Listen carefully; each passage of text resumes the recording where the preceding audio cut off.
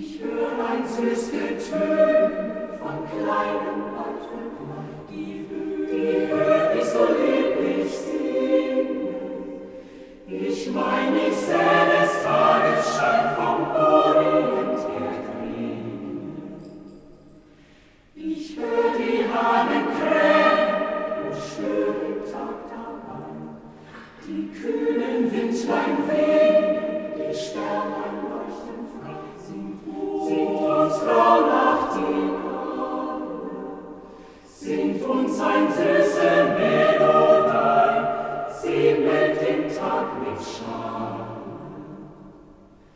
Der Himmel tut sich fern aus weißer Farbenblau, die Wolken tun sich fern aus schwarzer Farbengrau, die Morgenröt und erschleicht. Mach auf mein Leben und mach mich frei, die Nacht will